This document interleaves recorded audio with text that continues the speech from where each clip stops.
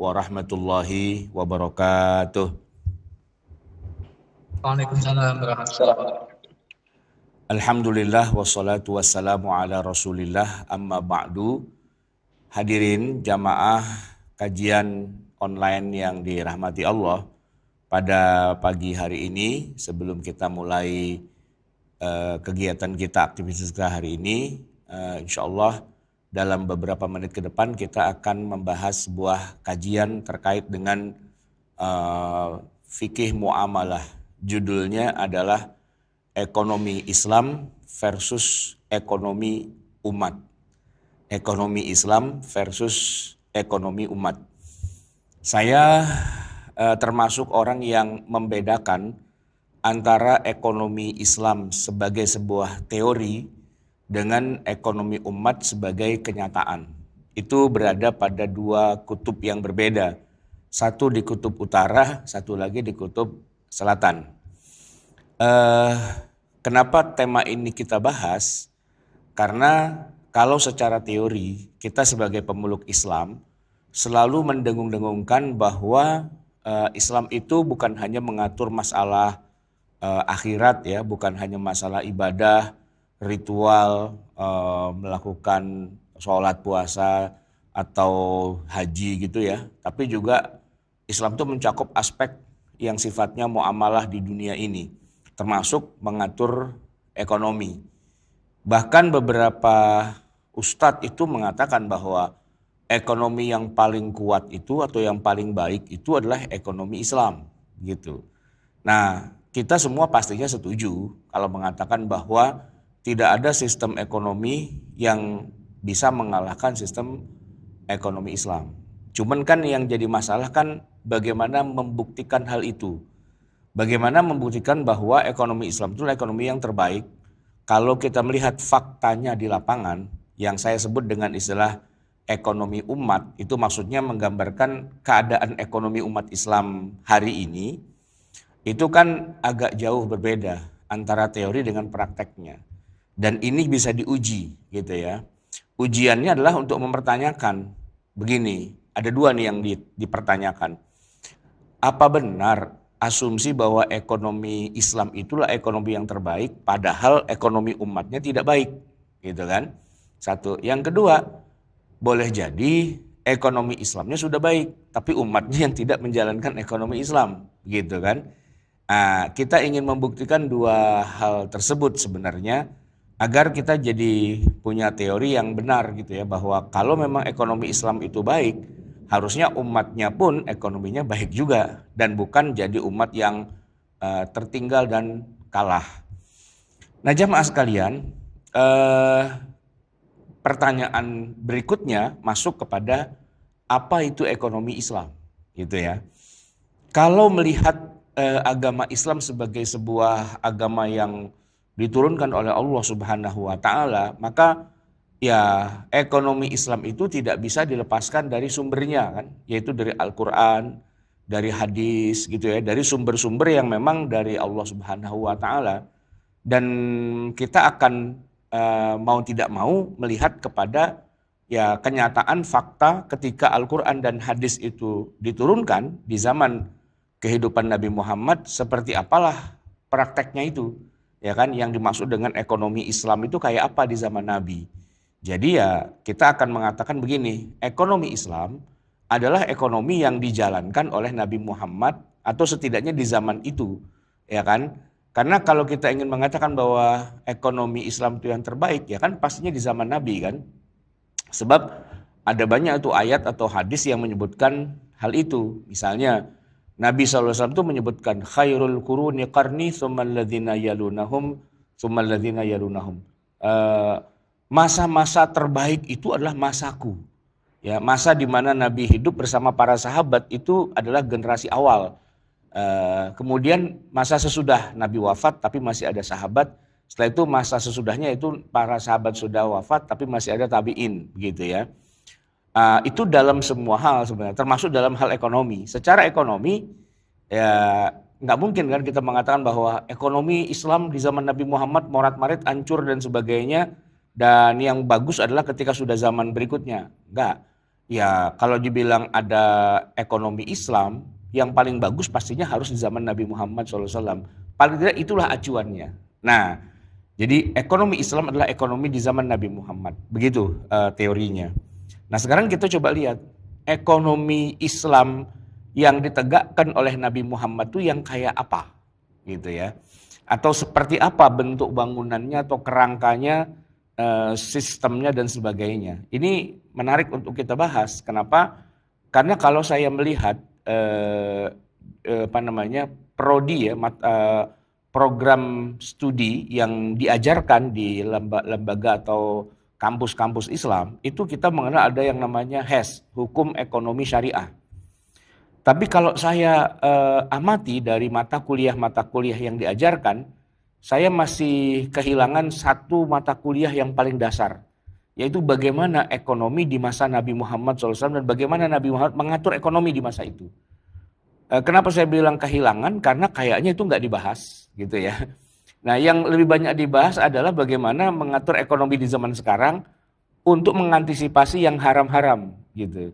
Jadi ekonomi Islam kalau menurut teori yang zaman sekarang ya yang diajarkan di kampus-kampus adalah bagaimana kita menghindari yang haram dari sistem ekonomi yang ada sekarang ini, yang riba, yang macam-macam gitulah ya. Pokoknya cari yang halalnya gitu. Jadi mengupayakan yang halal dari ekonomi yang ada. Nah, sebenarnya kalau kita perhatikan di masa Rasulullah SAW, prinsipnya sih sama aja sebenarnya. Yaitu bagaimana mencari yang halalnya. Hanya saja yang perlu kita jadikan catatan adalah begini. Nabi SAW itu tidak pernah ya membuat sistem ekonomi tersendiri, ya, tidak membangun ekonomi secara khusus gitu. Jadi ekonomi yang sudah ada, katakanlah perdagangan, bisnis, kerjasama, akad-akad dan sebagainya itu yang memang Nabi temukan di masyarakatnya, entah di zaman beliau masih di Mekah 13 tahun ataupun di masa beliau di Madinah, itu semuanya berjalan, tidak ada yang istilahnya dihancurkan lalu dibikin baru sistemnya. Enggak. Nabi itu tidak menciptakan sistem yang baru, ya. Cuma begini, Nabi itu adalah pelaku ekonomi.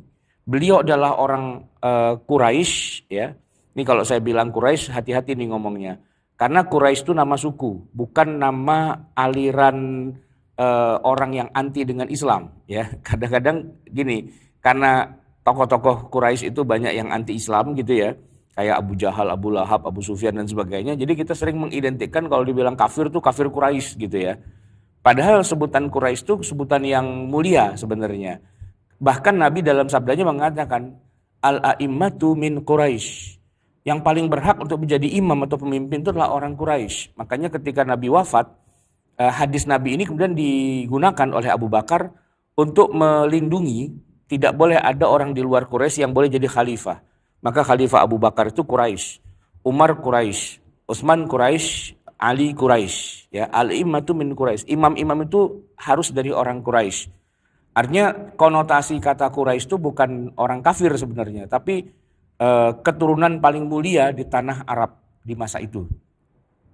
Dan di dalam Al-Quran kata Quraisy itu sendiri juga konotasinya positif, bukan negatif.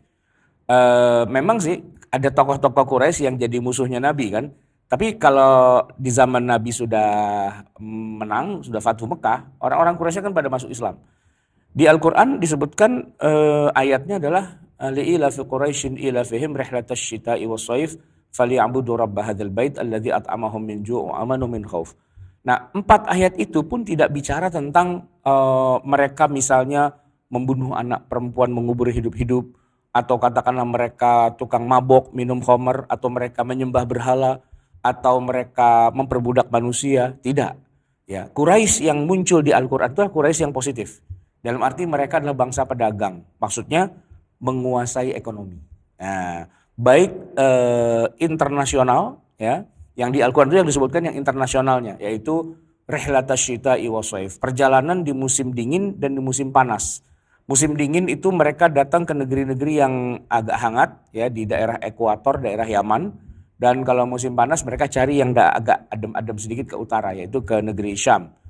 Ini secara tidak langsung menginformasikan bahwa perdagangan orang Quraisy yang sebenarnya mereka itu penghuni padang pasir gitu ya di Mekah ternyata luas ya. Bukan hanya perdagangan yang sifatnya lokal di negeri Arab saja, tapi juga sudah menembus perdagangan dunia. Nah, kalau yang lokalnya nggak masuk di ayat itu karena memang nggak usah diomongin. Orang Quraisy itu memang pusat perdagangan. Jadi setiap tahun kan bangsa Arab masih punya ritual haji dari zaman Nabi Ibrahim ya. Nah, itu terjadilah yang namanya perdagangan. Mereka yang punya Mekah, orang-orang pada datang ke Mekah, lalu orang-orang yang datang itu kan pasti butuh makan, butuh pakaian, butuh akomodasi, butuh macam-macam. Nah, itu terjadilah transaksi-transaksi di Mekah. Itu sih nggak masuk dalam surat Quraisy karena itu biasa aja, udah dianggap nggak yang aneh lah. Tapi kalau Quraisy itu berniaga sampai ke negeri Syam, sampai ke negeri Yaman, internasional, nah itu memang menarik. Makanya masuk di dalam surat Quraisy itu.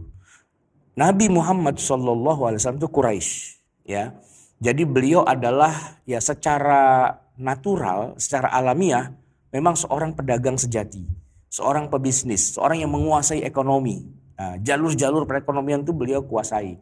Maka kalau kita perhatikan dibandingkan dengan katakanlah misalnya orang Madinah yang agraris gitu ya, Nabi Muhammad tuh lebih terbuka cara berpikirnya dan transaksi-transaksi ekonomi yang dilakukan oleh Nabi Muhammad tuh begitu beragamnya dan begitu banyak model-model transaksi bisnisnya. Sebutlah misalnya Nabi Muhammad tuh boleh dibilang orang yang bisa menjamin bahwa semua orang yang ikutan bisnis sama beliau itu dijamin aman uangnya. Tidak ada istilahnya resiko-resiko yang merugikan. Nabi Muhammad tuh anti riba, ya kan? Nabi Muhammad tuh anti nipu, kemudian anti menjerumuskan orang dan selalu mengingatkan jangan sampai dalam usaha itu kita jadi pecundang, jadi orang yang bangkrut dan sebagainya. Tuh hadis Nabi banyak bicara tentang itu. Dan wajar kalau kemudian Nabi Muhammad tuh diberi gelar oleh sesama saudagar Quraisy itu sebagai orang yang paling dipercaya, Al-Amin. Gelar Al-Amin itu bukan gelar keagamaan, ya. Jadi bukan diberi gelar oleh para sahabat yang ingin mengangkat atau memuji Nabi Muhammad. Kan kalau kita sebagai muslim kan memuji Nabi gitu ya dengan berbagai macam madah, berbagai macam pujian. Pujiannya sifatnya lebih kepada penghormatan seorang muslim kepada nabinya. Tapi kalau Al-Amin itu bukan orang Islam, bukan Abu Bakar, Umar itu pada yuk kita puji yuk Nabi sebagai Al-Amin. No. Itu yang ngasih gelar tuh orang kafir. Yang ngasih gelar orang kafir. Ya, rekan-rekan bisnisnya gitu. Nah, sehingga kalau kita bisa tarik satu kesimpulan yang penting adalah bahwa bisnisnya seorang Nabi Muhammad tuh bisnis lintas sektoral. Tidak berbisnis hanya kepada sesama muslim, ya kan? Enggak. Bahkan juga bukan hanya sesama Arab, tapi ke seluruh dunia.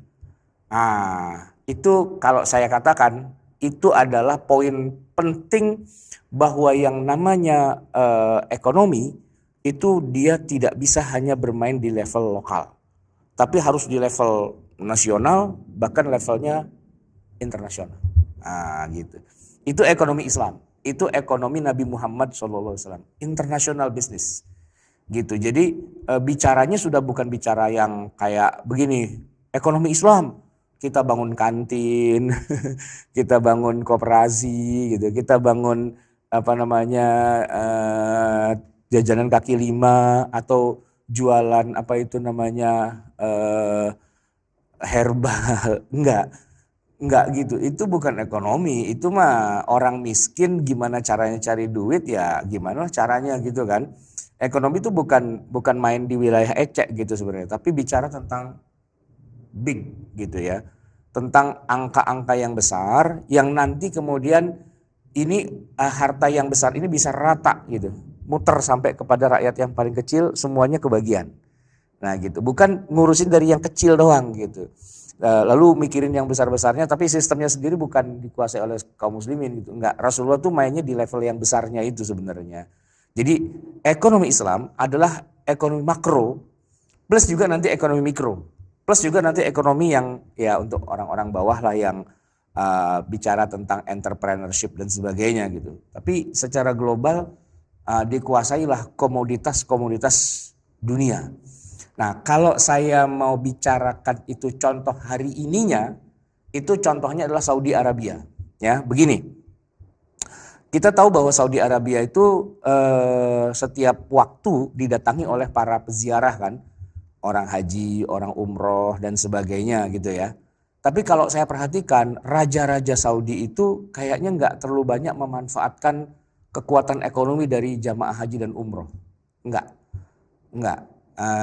Mereka nggak terlalu banyak konsentrasi ke sana. Paling tidak sebelum-sebelum ini. Kalau sekarang mungkin agak mulai ke sana ya. Tapi sebelum-sebelumnya enggak gitu. Pertanyaannya, kenapa sebuah negara kayak Saudi itu nggak terlalu memanfaatkan potensi pariwisata ritual ibadah ya, haji umroh itu kan nggak pernah berhenti gitu kan. Bahkan fasilitas-fasilitas kayak misalnya nih ya, kalau kita umroh dari perjalanan dari Mekah Madinah atau sebaliknya di jalan tol, kita hampir nggak menemukan rest area yang bagus gitu. Semuanya serba serba darurat gitu ya kan. Bagusan kita rest areanya di jalan tol itu. Kayaknya mereka nggak terlalu perhatikan hal-hal kayak gitu. Kenapa? Saya punya jawabannya begini. Ya karena mereka punya bisnis yang lebih besar lagi dari sekedar istilahnya ngambil keuntungan dari jamaah haji yang kere-kere gitu. Kalau jamaah haji atau umroh itu kan orang kere gitu kan. Maksudnya iya sih bisa dapat keuntungan, cuman nggak sebesar kalau mereka jualan minyak.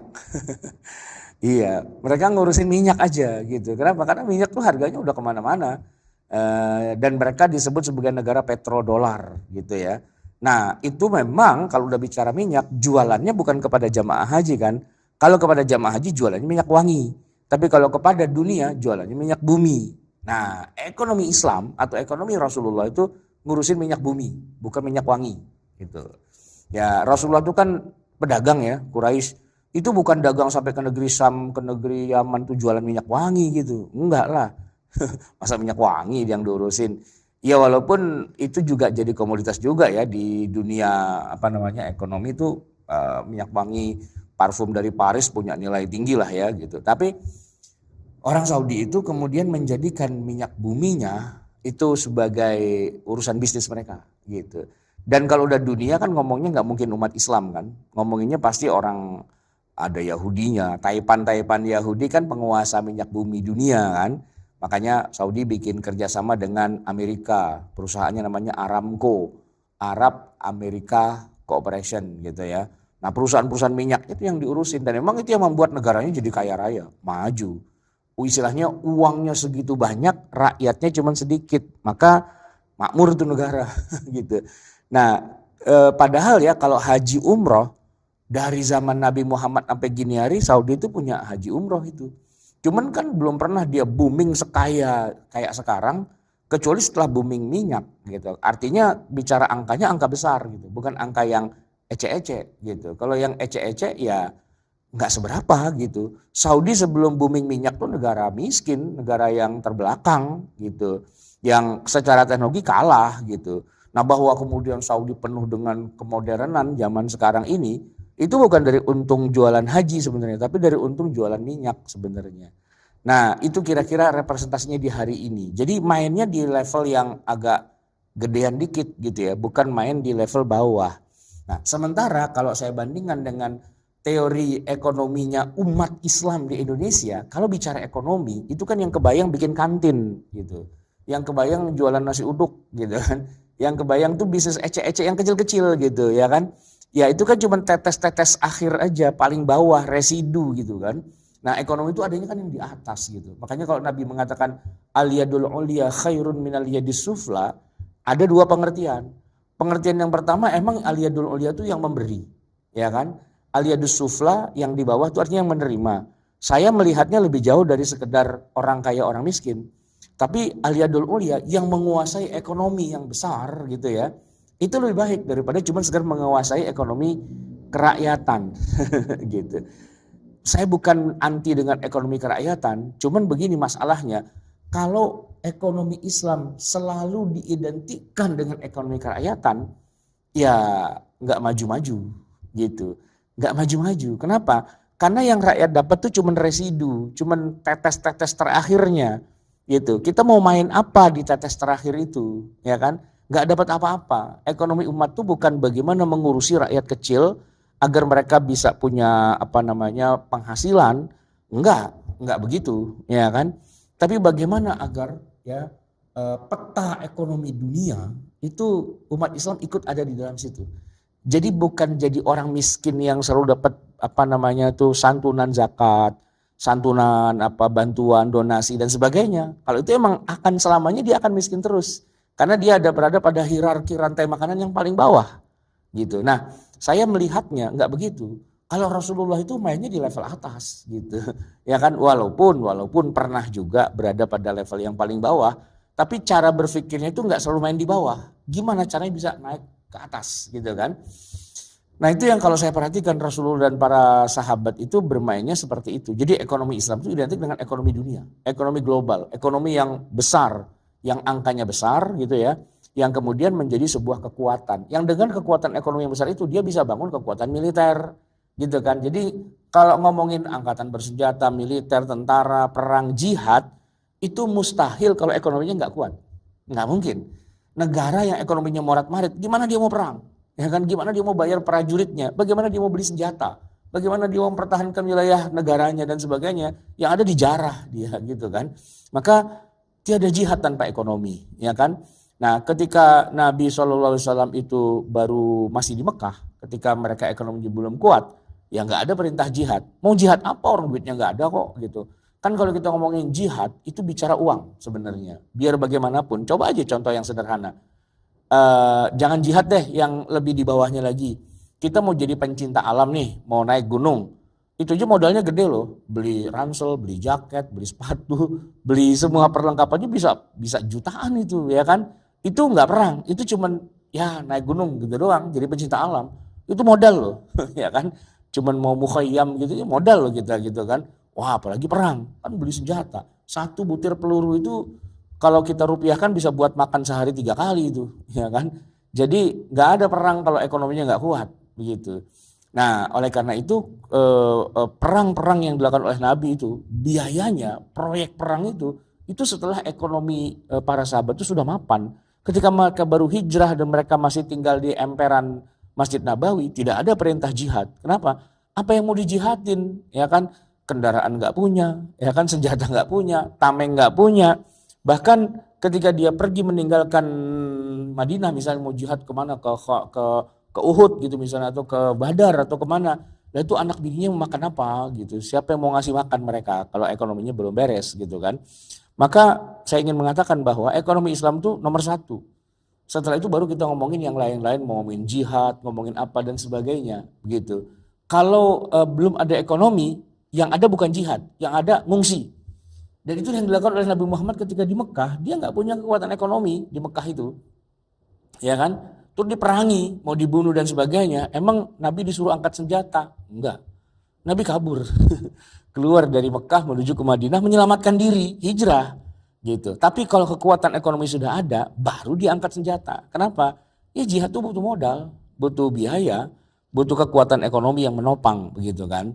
Nah kalau ekonomi umatnya hanya main di wilayah paling low end, yang pasar paling bawah, ya insya Allah selamanya akan di bawah terus gitu ya. Nah ini yang menurut saya poin nomor satu yang paling penting ya, ketika orang mengatakan ekonomi umat itu adalah main di bawah, saya bilang itulah salah kaprahnya. Harusnya main ekonomi umat itu bukan di bawah, tapi mainnya di atas gitu ya. Harus bisa melihat ekonomi itu secara luas ya, secara mendunia, secara angka-angka besarnya begitu.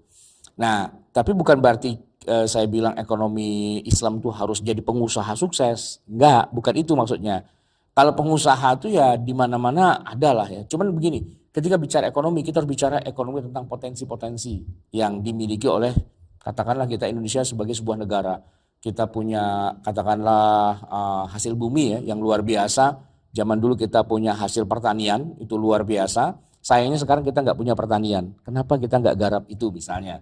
Terus tambang misalnya kita punya banyak lah ya. Kita punya minyak bumi. Dulu pernah jadi negara OPEC ya kan, negara pengekspor minyak. Tapi sekarang sudah enggak gitu. Nah makin ke sini modern, energi sudah mulai berubah. Orang sudah bicara tentang listrik dan baterai. Nah kita ngomongin kayak gitu. Jadi itu semua adalah bagian dari ekonomi gitu ya. Cuman memang problematikanya adalah gini, Eh di kita ya kebanyakan kalau sudah bicara ekonomi itu ngomongin cuman bank itu haram gitu doang gitu. Hindari bank konvensional, gantilah bank syariah. Jadi lebih direpotkan dengan PR-PR kalau ini haram, kalau ini haram, kalau ini haram, kalau ini haram. Ya tentu kita harus menghindari yang haram-haram, tapi masalahnya begini, jangan sampai pandangan ekonomi kita tuh hanya mikirin di wilayah itu saja bagaimana cara menghindari yang haram. Enggak. Tapi kita harus melihat ekonomi yang besarnya dulu gitu ya. Nah, Nabi SAW itu melihatnya begitu. Ketika ada aktivitas ekonomi di Madinah, ketika Nabi sampai di Madinah, orang tuh ada sistem ijon. Sistem ijon itu adalah petani-petani kurma, mereka bisa menjual hasil panennya mereka itu kepada orang lain dengan sudah menerima uangnya cash, tapi panennya belum terjadi. Panennya masih panen yang setahun yang akan datang, 2 tahun yang akan datang, 5 tahun yang akan datang. Sudah dibayar cash uangnya. Nah itu kan bukan apa ya, bukan ekonomi kecil-kecilan, itu ekonomi besar, bicara modal, jangka panjang, investasi dan sebagainya. Dan Nabi tidak melarang ternyata hal-hal yang seperti itu. Jadi berhutang, berinvestasi itu Nabi sudah terbiasa. Bahkan Nabi wafat pun dalam kondisi punya utang. Tapi kenapa kok enggak jadi kesalahan atau kekeliruan? Ya karena bukan yang Nabi pendekatannya bukan yang model kayak kita, awas jangan hutang, nanti kita meninggalkan hutang buat anak cucu. Nah, itu omongan-omongan kayak itu tuh omongan politis sebenarnya, nggak suka dengan pemerintah yang ada, lalu kemudian orang ditakut-takuti dengan hal itu. Ya secara logika nggak ada negara yang tidak punya utang, bahkan negara yang paling kuat ekonominya di dunia kayak Amerika dan Jepang itu punya utang juga. Kalau Amerika dan Jepang punya utang kita nggak ribut, tapi begitu Indonesia punya utang kita ribut gitu kan. Nah itu sih omongan politik. Nah harusnya begini, ya nggak apa-apa kita berhutang karena memang itulah sunnatullahnya. Rasulullah pun berhutang juga. Ya, Nabi itu berhutang pada Khadijah. Ya kan? Bayangkan coba, ketika Nabi pertama kali ketemu dengan Khadijah, itu kan yang mempertemuan mereka adalah sebuah bisnis. Dan bisnisnya lebih realnya adalah kerjasama antara kedua belah pihak. Nabi bicara otaknya, bicara teknisnya di lapangan, Khadijah dengan dananya. Itu kan artinya Nabi Muhammad itu berhutang pada Khadijah. Ada sejumlah dana yang diinvestasikan di bisnisnya Nabi Muhammad yang ada trust di antara keduanya. Dan hasilnya memang luar biasa, akhirnya mereka juga berjodoh, punya anak dan sebagainya gitu kan. Nah jadi kalau sekarang ini orang bilang ekonomi Islam adalah ekonomi yang tidak ada utang gitu. Ya enggak, mau nggak mau harus ada utang. Cuman gimana caranya biar saling menguntungkan, saling percaya, dan bukan saling merugikan. Nah kalau yang saling merugikan itu yang ribawi, itu saling merugikan. Karena satu pihak diuntungkan pasti, yang satu pihak belum tentu benar, belum tentu menang gitu kan. Nah diubahlah akadnya gitu. Nah dalam hal ini mengubah sesuatu yang ribawi menjadi tidak ribawi itu simpel banget. Nggak usah bangunannya dihancurkan, nggak usah banknya diruntuhkan, nggak usah bikin bank yang dari mula lagi. Karena belum tentu kalau dia bikin lagi itu bisa selamat dari yang ribanya juga gitu kan. Sementara yang sudah ada bangunannya hancur semua. Nah ini yang salah kaprah, salah jalan dari awal tuh di kita itu. Ketika melihat ada bank konven itu katanya ada ribanya, ini yang lucu adalah bank yang segede itu dihancurkan gitu kan, lalu mau bikin bank Islam gitu. Yang masalahnya adalah bank Islamnya sendiri pun nggak bisa jadi bank juga yang benar. Dia hanya jadi bank sekecil itu yang ditunggu berapa hari kemudian dia bubar, mati, kolaps gitu. Karena cara melihatnya kayaknya nggak objektif ya.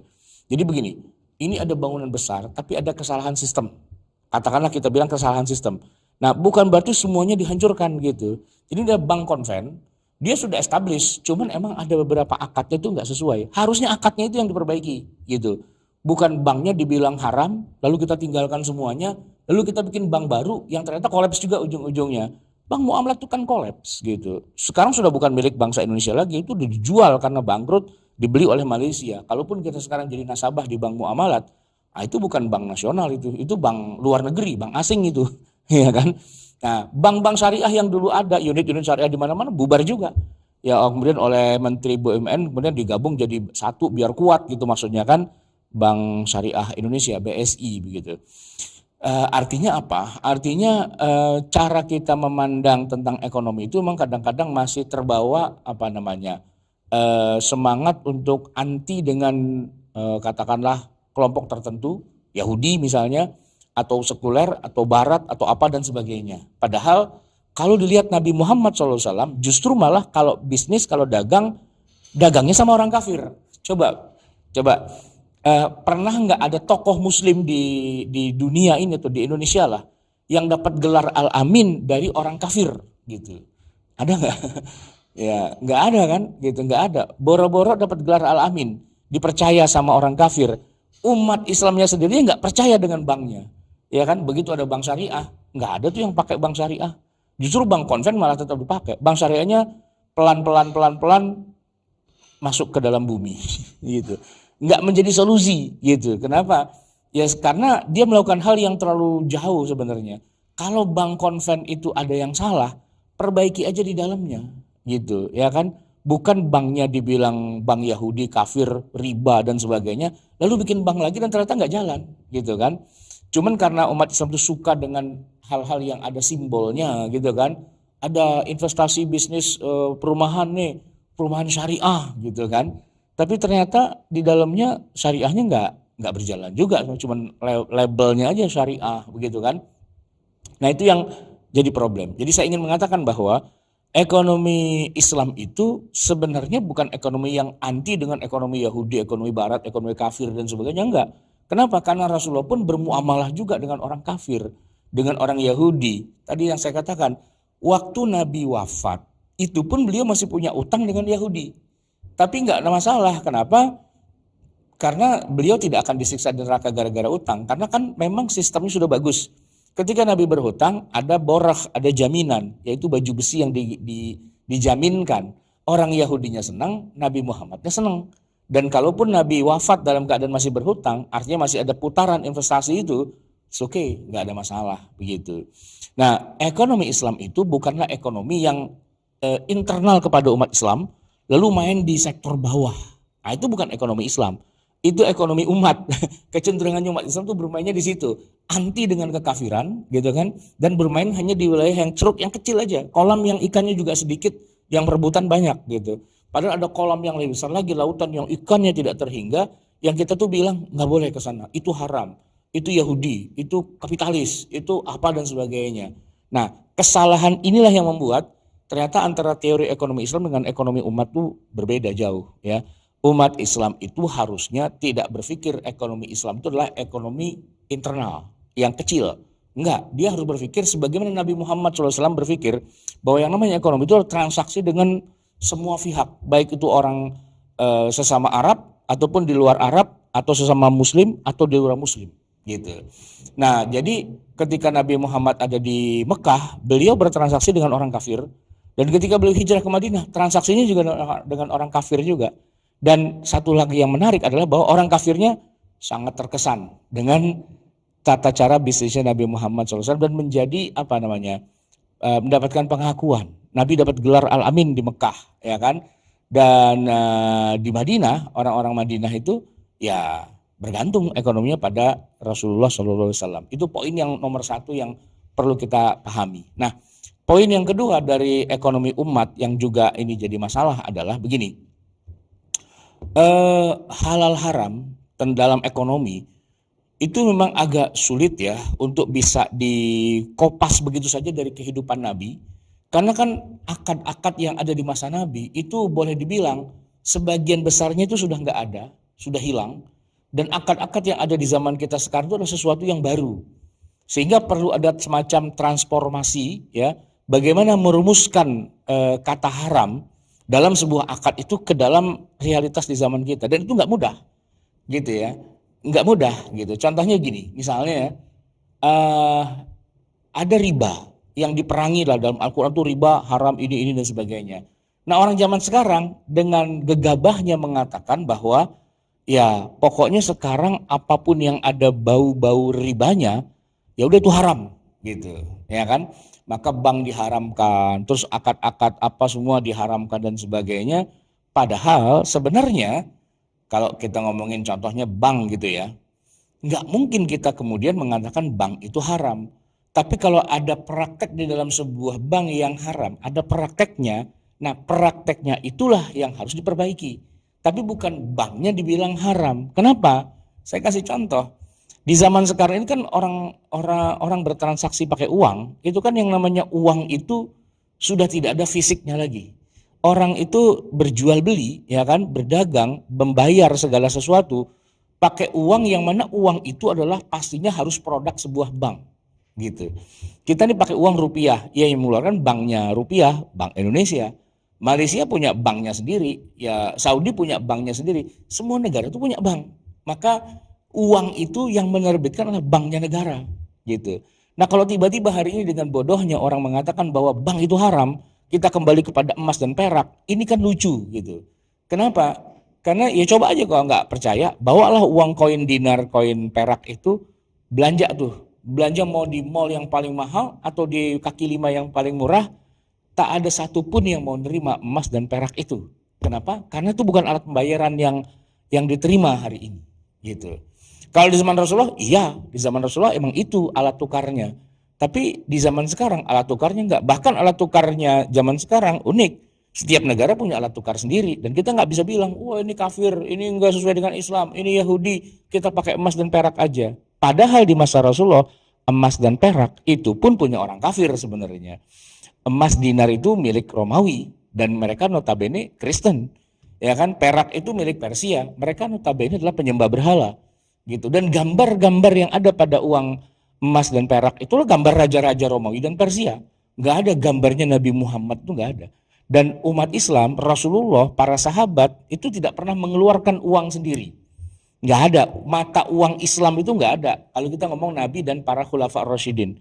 Bahwa setelah itu ada khilafah-khilafah yang meniru gaya Romawi dan Persia, menerbitkan koin dengan gambar Abdul Malik, Al-Walid bin Malik gitu misalnya, nah itu lain cerita, ya kan? Tapi apakah itu bisa dikatakan bahwa ajaran Islam itu punya koin sendiri? Quran dan Sunnah memerintahkan kita punya koin emas dan perak itu tidak, gitu. Islam tidak mengajarkan hal-hal seperti itu, ya kan? Jadi ketika Nabi hidup itu beliau pakai emasnya orang kafir, pakai peraknya orang kafir, gitu. Tidak menciptakan mata uang sendiri, tidak, gitu. Paling tidak kita merujuknya kepada Rasulullah. Nah, kalau di zaman-zaman berikutnya ada khilafah, ada penguasa dan sebagainya, lalu dia menerbitkan uang sendiri, yang mana itu uangnya masih emas dan perak ya, meniru sebenarnya dari kerajaan-kerajaan yang pernah ada gitu kan. Nah itu sih memang fakta gitu ya. Tapi pertanyaannya, apakah ketika mereka bikin mata uang sendiri yang Islam-Islam ini ya, apakah mereka meniru Rasulullah atau mereka meniru Raja Romawi dan Raja Persia? Kalau meniru Rasulullah, apa yang ditiru dari Rasulullah? Mana mata uang Rasulullah? Kan nggak ada. Nah, yang mereka lakukan adalah meniru dari Persia, meniru dari Romawi sebenarnya, tidak meniru dari Rasulullah. Nah, tapi saya tidak mengatakan mata uang Islam itu mata uang Kristen atau kafir atau Yahudi atau apa, enggak. Ya enggak, itu adalah ya mata uang milik kerajaan masing-masing, khilafah masing-masing. Tapi bukan berarti seluruh umat Islam sepanjang zaman harus kayak gitu. Enggak. Kalau di zamannya yang namanya uang adalah perak dan emas, oke silahkan.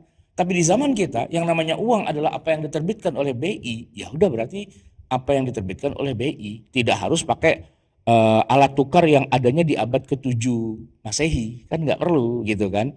Karena Islam itu bukanlah apa-apa yang ada di abad ke-7. Islam itu adalah apa yang ada di zaman sekarang. Alat tukar yang di zaman sekarang itu adalah mata uang, rupiah gitu ya. Ya itulah yang kita pakai gitu. Nah, problematika kita sekarang ini adalah umat Islam itu kebanyakan berpikirnya cuman di wilayah itu, bagaimana caranya mengganti mata uang gitu, ya kan? Padahal sebenarnya kan masalahnya bukan itu, bagaimana caranya menguasai ekonomi dunia.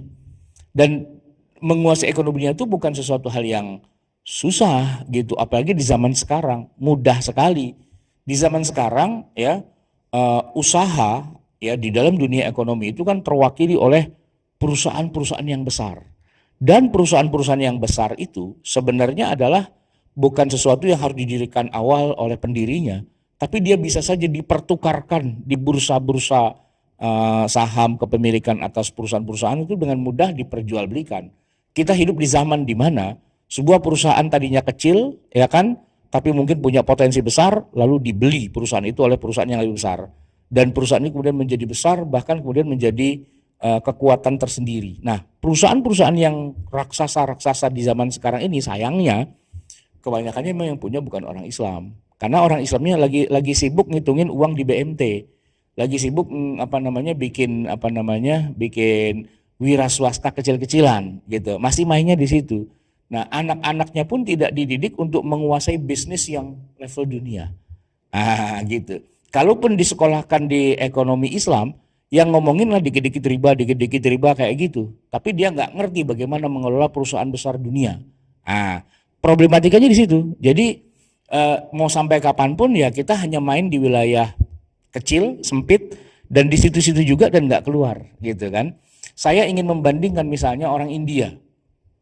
India itu banyak muslimnya, tapi tetap mayoritas adalah Hindu kan. Nah orang India ini karena mereka punya pendidikan yang luar biasa, banyak sarjana, banyak dokter, profesor dan sebagainya, mereka merambah tuh ke Amerika, ke Eropa. Awalnya sih mereka dianggap imigran yang ya kelas 2. Tapi kalau zaman sekarang banyak perusahaan raksasa milik India gitu kan. Atau Cina misalnya, banyak perusahaan raksasa milik Cina gitu. Tapi kalau kita bicara perusahaan raksasa milik umat Islam, nah itu yang nggak ada, gitu. Itu yang nggak ada, ya kan? Kita nggak punya perusahaan besar gitu di dunia ini. Kalaupun ada Muslim, boleh dibilang dia masuk dalam wilayah bisnis kelas dunia, ya paling 1-2 aja yang Muslimnya itu. Selebihnya kita main di level bawah gitu sebenarnya. Main di level bawah ini yang kemudian saya katakan sebagai itulah ekonomi umat. Mainnya di level bawah dan tidak main ke menengah, ke atas atau tidak mendunia. Kenapa? Ada 2 faktornya. Karena selama ini ajaran Islam yang diajarkan itu adalah ajaran Islam yang konservatif. Yang sedikit-sedikit itu haram, itu kapitalis, itu Yahudi, itu apa dan sebagainya, dan kita harus hati-hati. Dan cara berpikirnya bahwa Islam itu punya ekonomi sendiri, tapi dia bikin apa ya, bikin semacam istana di dalam secangkir kopi. Ini secangkir kopi, dia bikin istana, dia merasa itulah istananya dia. Padahal itu cuma di dalam ya secangkir doang gitu, dalam sebuah cangkir kecil aja, bonsai gitu kan. Dia bukan istana yang besar di dunia, tapi dia istana kecil saja. Nah itu yang jadi problem di tengah masyarakat kita. Nah sementara sebagian kecil di antara ulama Islam ada yang sudah mulai melek hal-hal kayak gitu, mulai terbuka. Oh selama ini kita salah jalan, ngurusin ekonomi kecil-kecilan, harusnya ekonomi besar gitu. Maka di Mesir misalnya banyak para doktor syariah, mereka kuliah di Azhar, tapi setelah itu mereka kuliah juga di Harvard, di sekolah bisnis, nah gitu. Yang mana nanti cara pandangnya adalah ekonomi yang sifatnya lebih global, yang lebih mendunia, ekspor impor, ya kan. Pokoknya hal-hal yang lebih apa namanya sesuai dengan realita zamannya dan tidak hanya berhenti pada yang namanya bisnis hal-hal yang berbau oleh-oleh haji. Saya bilang bisnisnya bisnis oleh-oleh haji, nggak jauh-jauh dari minyak wangi, nggak jauh-jauh dari tasbih sejadah, ya kan, nggak jauh-jauh dari apa namanya habbah sauda gitu-gitu. Ya wilayah-wilayah yang sebenarnya itu adalah bagian yang sebenarnya nggak bukan ekonomi Islam sih. Ekonomi Islam itu ya ekspor impor gitu kan. Apakah itu minyak bumi, apakah itu produk elektronik, apakah itu otomotif dan sebagainya, harusnya itu gitu kan. Nah yang susah kan di situ itu sebenarnya. Jadi kita umat Islam kalaupun ada bisnis otomotif yang kita ributin adalah gimana kreditnya sesuai syariah apa enggak gitu.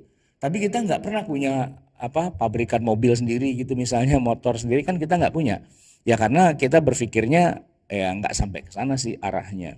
Jadi itu memang hal-hal yang perlu nanti kita buka wawasan kita umat Islam, bahwa umat Islam tidak mengapa belajar ekonomi dunia gitu kan, harus menguasai itu semua. Dan kita jangan terlalu meributkan yang tadinya wah ini haram dan sebagainya. Karena untuk bisa mengharamkan sesuatu sebenarnya yang punya hak atau privilege itulah para ulama yang betul-betul menguasai dunia ekonomi itu. Bukan orang yang sebenarnya nggak punya kapasitas dalam bidang ekonomi, tiba-tiba dia bilang ini haram seenaknya gitu kan. Nah untuk mengharamkan sesuatu kan dia harus pakar di bidang itu. Katakanlah begini, ada yang haram nggak dalam praktek kedokteran? Ya minimal orang yang mau mengharamkan itu selain dia ulama, dia juga dokter. Jadi dia tahu bahwa oh ini sebenarnya bisa nih gitu ya, bisa dibikin jadi halal dan itu tidak haram gitu misalnya. Saya kasih contoh yang mudah, misalnya kalau dalam dunia kedokteran tuh boleh nggak operasi ganti kelamin? Operasi ganti kelamin itu kebanyakan ustadz di mana-mana pasti bilang haram. Kalau saya bilang, tar dulu, Anda tahu nggak yang masuk dengan operasi ganti kelamin itu apa? Operasi ganti kelamin itu adalah orang lahir dalam keadaan cacat. Dia punya 2 alat kelamin, yang satu alat kelamin laki, yang satu alat kelamin perempuan, ya kan? Kemudian setelah ditentukan mana yang lebih dominan dan itulah yang diambil, misalnya yang alat kelamin lakinya itu dominan, yang alat kelamin perempuannya enggak, maka dioperasilah. biar alat kelamin perempuannya sudah nggak usah berfungsi lagi. Itu ganti kelamin. Cuman kan kalau mereka yang jadi ustadz yang bilang haram-haram itu dia nggak ngerti dunia kedokterannya, kan dia akan mengeluarkan fatwa yang ngambang-ngambang aja karena dia juga nggak tahu apa yang sebenarnya terjadi. Sama dalam dunia bisnis gitu juga, dia nggak tahu dunia bisnis itu, cuman lihat sekilas-sekilas doang dan nggak paham apa sebenarnya yang terjadi, lalu kemudian dia bilang ini haram, ini haram, ini haram dan sebagainya. Mengharam-haramkan sesuatu di mana dia sendiri bukan expert di bidang itu problem besar di tengah masyarakat kita, gitu kan. Nggak mentang-mentang dia ada di majelis ulama lantas dia menguasai satu masalah, enggak. Jadi pelajari dulu, ngerti dulu, paham dulu, dan kebetulan dia juga ngerti agama, nah baru dia bisa berkomentar. Tapi kalau dia nggak ngerti apa-apa tentang itu, lalu dia tiba-tiba komentar, nah itu yang jadi masalah di tengah kita. Makanya kita punya kesan, kalau udah bawa di masalah agama, semuanya jadi haram nih, gitu kan. Nah itu dia, karena apa? Dia tidak tahu keadaan yang sesungguhnya sehingga dengan mudah bilang haram. Orang kita tuh kan punya masalah begini, kalau dia tidak tahu maka dia haramkan, gitu. Haram itu adalah kalau saya tidak tahu maka haram, gitu. Kalau dia sudah tahu baru dia ngerti, gitu. Dan itu banyak kejadian. Saya punya teman yang dulu waktu masih ada pertama kali ada GoPay, GoPay baru keluar tuh dia tiba-tiba langsung keluarkan statement haram. Nah, ketika ditanya, kenapa kok bilang haram? Coba jelasin. Dia jelasin agak muter-muter, sono kemari, sono kemari. Intinya dia mau bilang haram aja. Terus saya bilang begini, sebenarnya intinya ente tuh nggak tahu sebenarnya apa itu GoPay, ya kan? Sehingga karena ente nggak tahu, saya tidak tahu maka saya haramkan, gitu.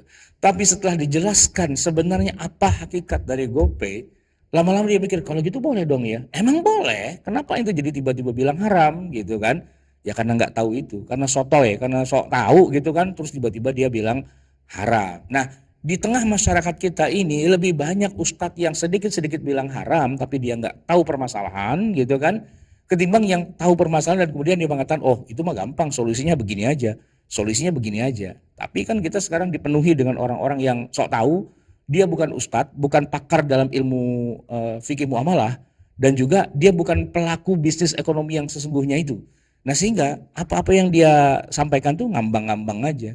Dan sayangnya belum ada yang berani mencetuskan, itu adalah fatwa yang keliru, itu fatwa yang terburu-buru, fatwa yang tidak mendasar kepada realitasnya, gitu. Nah Anda jadi pakar ekonomi dulu, Anda jadi praktisi dulu, setelah tahu kayak gimana baru silakan Anda bicara. Jangan Anda baru lulus pesantren baca kitab kuning tiba-tiba langsung bilang haram, haram, haram gitu, padahal dia bukan pelaku. Nah, itu yang jadi masalah di tengah kita. Nah mereka yang sudah hidup di tengah dunia bisnis yang sesungguhnya, pasti dia lebih paham apa yang sebenarnya terjadi, dan kalau dia punya bekal ilmu agama, insya Allah dia bisa lebih wise dalam mengatakan fatwanya itu halal, haram, dan sebagainya.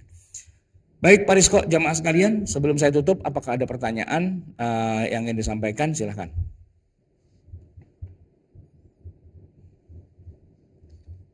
Baik, terima kasih Ustaz. Jamaah sekalian, sayang sekali waktunya juga sudah ini barangkali akan segera beraktivitas. Namun demikian, pastinya saya pribadi juga ada banyak pertanyaan seputar ekonomi Islam ini. Namun demikian, mohon perkenan teman-teman sekalian untuk menuliskannya di kolom chat, gitu ya. Insya Allah pada kesempatan berikutnya kami minta perkenan Ustaz Ahmad untuk membahasnya di kesempatan yang barangkali lebih leluasa, gitu ya, karena saya juga meyakini bahwa jawabannya itu nantinya masih akan ada perlu penjelasan yang terelaborasi seperti itu. Baik, saya kira dengan ini kami cukupkan pengajian kesempatan pagi hari ini. Semoga kita yang hadir kita dapat memetik hikmah yang sebanyak-banyaknya. Terima kasih sekali lagi Ustaz, terima kasih jamaah sekalian. Mari kita kajian baca hamdalah alhamdulillahirabbil alamin subhanakallahumma wa bihamdika asyhadu an la ilaha illa anta astaghfiruka wa atubu ilaik. Mohon maaf apabila ada kekurangan, bila taufik wal hidayah. Wassalamualaikum warahmatullahi wabarakatuh.